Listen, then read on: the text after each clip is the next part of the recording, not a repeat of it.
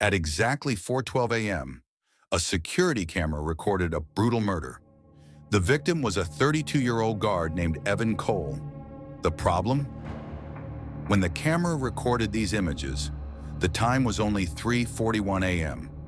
The murder hadn't happened yet, and the man watching his own death on the monitor was Evan himself.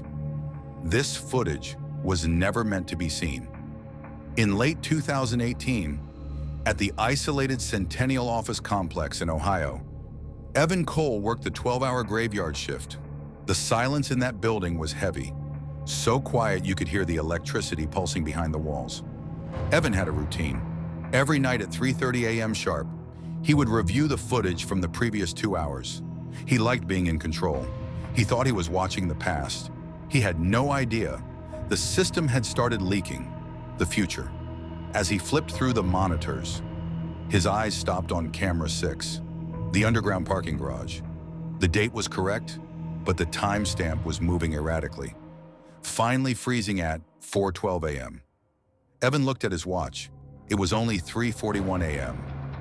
On the screen, the garage was dark, but a body was lying between two cars. With trembling hands, Evan zoomed in, black jacket, heavy work boots, and a security badge with his name and his face. He was looking at his own corpse, 31 minutes before his death. Evan's hands shook as he grabbed the phone to call the police. "I need help. I'm seeing a murder on the cameras. The victim is me." The dispatcher responded with an unsettling stillness. "Sir, are you at the Centennial Complex?" "Yes, hurry!" Evan screamed. "Sir, stay away from the basement and stop looking at the monitors. We are sending a patrol, but please be aware, the footage from that building often arrives too late or too early." Then the line went dead. She didn't say, "We'll save you." She said, "Stop looking."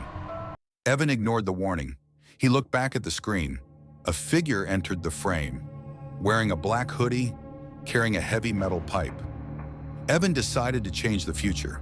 He thought, if I stay in this room and lock the door, I won't be in the garage at 4:12. But then he saw it on camera 4, the hallway leading to his office. The killer appeared. The figure looked directly into the lens and pulled back the hood. It was even, the same face, the same eyes, but a gaze that was completely hollow. In that moment, the terrifying truth hit him. He wasn't just the victim. He was the killer, trapped in a loop with no exit. The digital clock on the screen ticked closer to 4:12. Outside his door, Evan heard it, the sound of metal scraping against the concrete floor. He tried to open the door to run, but the electronic lock had malfunctioned. He looked at the monitor. The killer Evan was standing right outside his office. Realizing he needed to defend himself, Evan's eyes landed on a metal pipe leaning against his desk. Without thinking, he grabbed it. He looked back at the screen, and his heart stopped. The figure on the monitor was holding the exact same pipe, in the exact same way. He wasn't fighting the future. He was fulfilling it. When the police arrived at 4:30 a.m., the building was silent. They found Evan in the parking garage, exactly where the camera had predicted. But the strange part, there was no sign of a second Evan, no suspect, no weapon.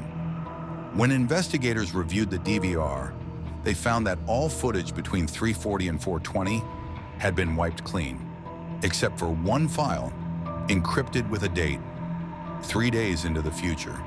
Technicians finally cracked the file. The video starts with a new guard sitting in the same chair on his very first shift. He looks bored. He sips his coffee.